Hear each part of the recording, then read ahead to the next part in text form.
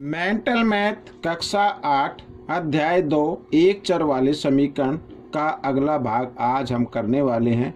प्रश्न नंबर 26 से प्रश्न नंबर 30। मैं हूं हरी सर और आप सभी बच्चे देख रहे हैं आपका अपना YouTube channel math with Hari sir special Hindi medium के बच्चों के लिए। आइए प्रश्न नंबर 26 क्या कहता है देख लेते हैं। ये देखो, दूसरी एक और बात जो आप सभी बच्चों को बतानी है वो ये है कि अगर देखो कोई भी वीडियो वो बोलते हैं सर इसकी लेटेस्ट वीडियो बनाओ, ये पार्ट डालो। अगर वो पार्ट मैं डाल चुका हूँ आपको नहीं मिल रहा है तो आप जो भी वीडियो मेरी देखते हैं उस वीडियो के नीचे मेरे चैनल का नाम होता है मैथ विद हरी सर मिलेगा और आपको क्या करना है उस पर क्लिक करना है। इस तरीके से आप मेरे चैनल पर पहुँच जाएंगे और वहाँ पर वीडियोज या प्लेलिस्ट के बटन पर क्लिक करके अन्य वीडियो देख सकते हैं। आइए करना शुरू करते हैं। प्रश्न नंबर 26, ठीक है, क्या कहता है। एक त्रिभुज की भुजाएं 2:3:4 के अनुपात में है। यदि इसका परिमाप दिया हुआ है तो सबसे छोटी भुजा की लंबाई बताओ। ठीक है, डिटेल से बताएंगे। तो परिमाप क्या होता है? तीनों भुजाओं का योग होता है। परिमाप क्या होता है? तीनों भुजाओं का योग। तो हम यहाँ पर मान लेते हैं, माना त्रिभुज की भुजाएं, माना त्रिभुज की भुजाएं 2x 3x व 4x हैं। ठीक है ना। अब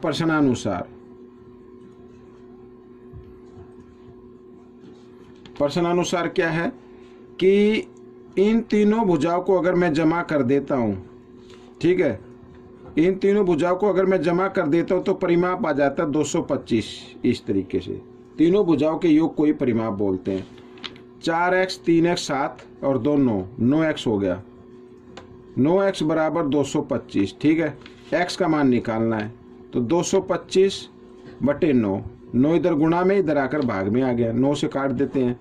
9 दूनी 18, 4 बचे 5, 45 हो गया। 9 पंजे 45, 25 आ गई। क्या आ गई? 25। x का मान कितना आ गया? 25। अब पूछा छोटी भुजा की लंबाई। छोटी भुजा यानी छोटा अनुपात। ठीक है, तो छोटी भुजा की लंबाई क्या होगी भाई? 2x है ना, ये 2x। छोटा अनुपात जो होगा 2x। x का मान आ गया 25। 25 दूनी 50, तो 50 क्या है ये? मीटर में, तो लिख देते हैं 50 मीटर। ठीक है, ये आपका उत्तर बन गया। इस तरीके से आपको करना है। आइए करते हैं प्रश्न नंबर 27। ये भी आसान है बच्चों। क्या कहता है देखो, प्रश्न नंबर 27।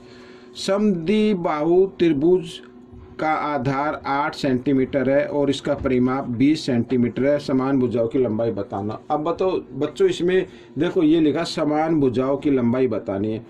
और समद्विबाहु त्रिभुज उसे कहते हैं जिस त्रिभुज में दो भुजाएं बराबर होती हैं। जैसे यहाँ पर मैं मान लीजिए ये त्रिभुज मैं ले लेता हूँ, ठीक है, ये ABC, तो ये AB बराबर होगी AC। इस प्रकार का जो त्रिभुज होता है उसे समद्विबाहु त्रिभुज कहते हैं और आधार ये कहलाता है। ठीक है ना, आधार दिया। तो इसमें भी क्या होता है कि तीनों भुजाओं के योग को जमा करें तभी परिमाप आएगा 20 सेंटीमीटर। ठीक है, तो यहाँ पर ले लेते हैं, माना ABC एक समद्विबाहु त्रिभुज है। ठीक है, एक समद्विबाहु त्रिभुज है जिसमें AB बराबर AC और ये बराबर हमने क्या ले ली? x मान लिया। ठीक है ना, x मान लिया।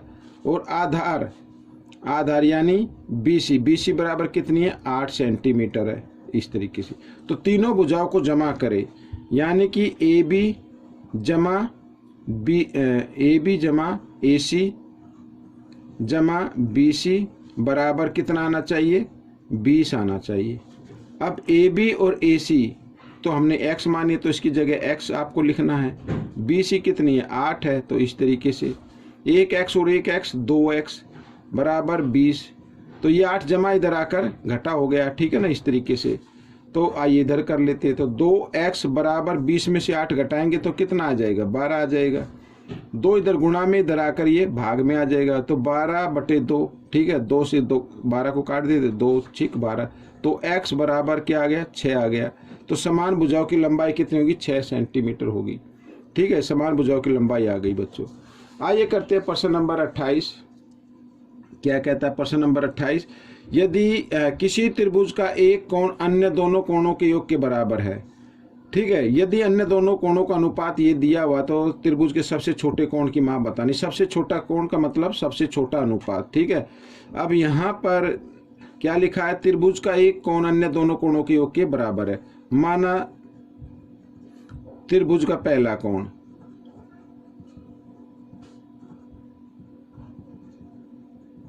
माना त्रिभुज का पहला कोण 2x, ठीक है, त्रिभुज का पहला कोण 2x, और त्रिभुज का दूसरा कोण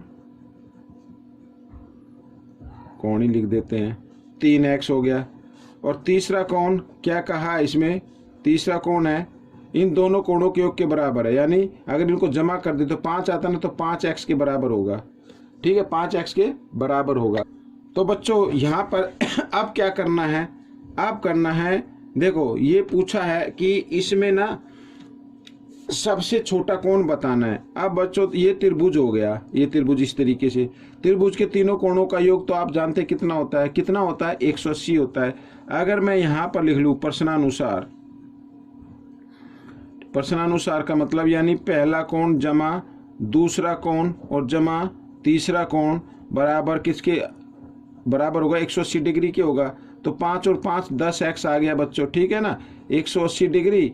और x का मान निकालेंगे तो 180 बटे 10, 10 से इसको 0 से 0 कट गई तो 18 आ गया, 18 डिग्री आ गया x का मान। अब पूछा सबसे छोटे कोण की माप बताओ। सबसे छोटा कोण, सबसे छोटा अनुपात, तो 2x है, 3x है, 5 है, तो सबसे छोटा तो 2 होगा ना। तो यहाँ पर लिख लो सबसे छोटा कोण, सबसे छोटा, इस तरीके से छोटा कोण कितना है? 2x, यानी कि 2 गुणा 18, 18 दूनी कितना होता है? 36, 36 डिग्री आपका उत्तर बन गया बच्चों, ठीक है ना। आइए अब हम करेंगे प्रश्न नंबर 29।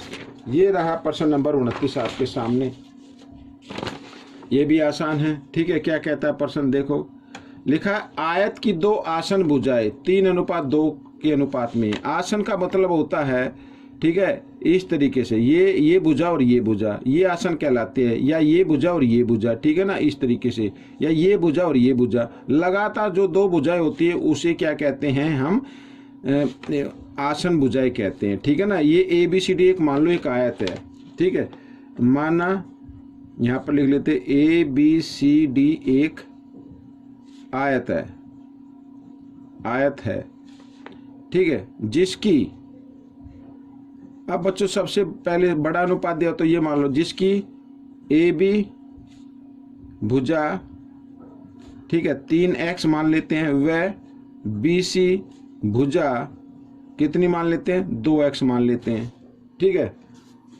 है ये मान लो, ठीक है। यदि परिमाप कितना है? 150 है। तो आयत का परिमाप का फॉर्मूला आपको पता होना चाहिए। आयत का परिमाप, आयत का परिमाप का फॉर्मूला होता है 2 ब्रैकेट लंबाई जमा चौड़ाई, ठीक है, ये होता है।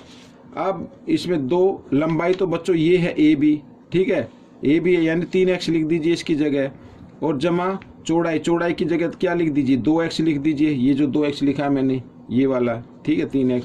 तो इन इससे क्या आएगा? परिमाप आएगा, लेकिन दिया हुआ परिमाप कितना है? 150 सेंटीमीटर। इस तरीके से आपको करना है, ठीक है। अब 2 ब्रैकेट के साथ इधर गुणा में, इधर आकर ये भाग में आ जाएगा, साथ इन दोनों को जमा कर देते। 3x और 2x कितना हो गया? 5x बराबर 150, और इसको 2 से भाग कर देते क्योंकि इधर गुणा में, इधर आकर ये भाग में आ जाएगा। 2 से इसको काट देते हैं, 2 सत्ते 14, 2 पंजे 10, इस तरीके से। अब फिर क्या है? x का मान निकालना है, तो ये यहाँ पे 75 लिखा हुआ है, और 5 इधर गुणा में है, यहाँ पर आकर ये क्या आ जाएगा बच्चों? भाग में आ जाएगा। 5 से इसको काटेंगे तो कितना आ जाएगा? 15 आ गया, ठीक है। x का मान कितना आ गया? 15 आ गया। अब 15 आ गया तो यहाँ पर AB की लंबाई निकालो कितनी है? AB लंबाई कितनी है? 3x है, यानी 3 गुणा 15, 15 ये कितना होता है? 45, 45 सेंटीमीटर आ गई बच्चों, ठीक है ना ये। और BC कितनी है? BC है 2x है, यानी 2 गुणा 15, 15 दूनी 30, ये आ गया सेंटीमीटर, ठीक है, इस तरीके से। अब क्या निकालना? क्षेत्रफल बताना है आपको। क्या बताना? क्षेत्रफल बताना। तो क्षेत्रफल क्या निकाल होगा? आयत का क्षेत्रफल का फॉर्मूला तो आपको पता ही, लंबाई गुना चौड़ाई, दोनों को गुणा कर दो एक जीरो लगा दो, 3 बचा, 3 पंजे 15 का 5 का हासिल 1, 3 चौक 12 1 13। ये आ गया बच्चों सेंटीमीटर वर्ग। ठीक है, यहाँ पर वर्ग जरूर लगाना या आगे लिख लेना वर्ग सेंटीमीटर, इस तरीके से। ठीक है, आज अब हम करेंगे प्रश्न नंबर 30। ये रहा आपके सामने। तो प्रश्न नंबर 30 क्या कहता है, एक आयत का परिमाप संख्यात्मक रूप से आयत के क्षेत्रफल के बराबर है। ठीक है, यदि आयत की चौड़ाई 3 सेंटीमीटर है तो इसकी लंबाई बताओ। आयत की चौड़ाई कितनी दी हुई है भाई, आयत यहाँ पे लिख लेते हैं पहले। आयत की चौड़ाई कितनी है, 3 सेंटीमीटर है। ठीक है, ये आयत की चौड़ाई दी हुई है। अब इसमें लिखा है कि आयत का परिमाप संख्यात्मक रूप से आयत के क्षेत्रफल के बराबर है। ठीक है, तो यानी कि यहाँ पर मैं लिखता हूं आयत का क्षेत्रफल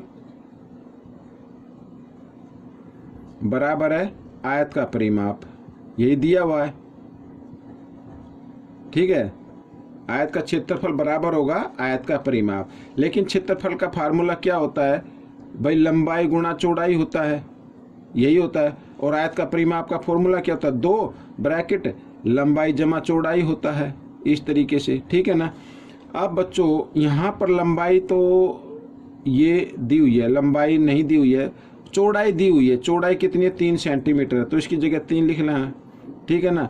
और यहाँ पर 2 और लंबाई की जगह लंबाई और चौड़ाई की जगह क्या लिखना है बच्चों, यहाँ पर चौड़ाई की जगह क्या लिखना है, 3 लिखना है। इस तरीके से दोनों बराबर हैं, दोनों क्या हैं, बराबर हैं। यहाँ पर ये बराबर आ गया। अब बच्चों आपको क्या करना है, अब मैं बताता हूँ। अगर 3 को लंबाई से गुणा करेंगे तो 3 लंबाई आ जाएगा। ठीक है, और बराबर यहाँ पर ये 2 एक बार लिख लेता हूँ, लंबाई जमा 3, ये चौड़ाई मतलब। अब ब्रैकेट के साथ ये 2 इधर किस रूप में है, गुणा में है, इधर आकर ये किस रूप में आ जाएगा, भाग में आ जाएगा। किस रूप में आ जाएगा, भाग में आ जाएगा ना। तो यहाँ पर हम इसको कर लेते हैं 3/2, ये इधर आकर भाग में आ जाए लंबाई। ठीक है, अब ये ब्रैकेट खुल गया है, लंबाई जमा 3। ठीक है, इस तरीके से। अब बच्चों लंबाई को इधर ले आओ, इस लंबाई के सामने कोई निशान नहीं है तो घटा का हो जाएगा।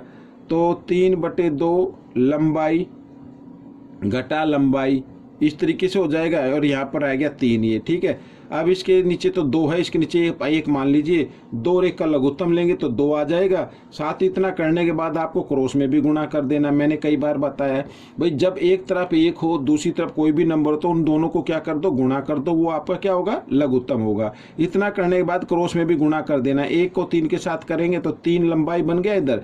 ठीक है, और घटा 2 को इधर करेंगे तो 2 लंबाई इधर बन गई। ठीक है, इस तरीके से।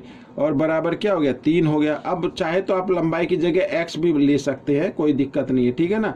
अब 3 में से 2 लंबाई घटाएंगे, 3 लंबाई में से 2 लंबाई घटाएंगे तो एक ही लंबाई बचेगी ना। मैं शॉर्ट में लिख रहा हूँ ये लंबाई। और बच्चों 3 इधर, ये 2 किस रूप में, भाग में, इधर आकर ये गुणा में आ जाएगा।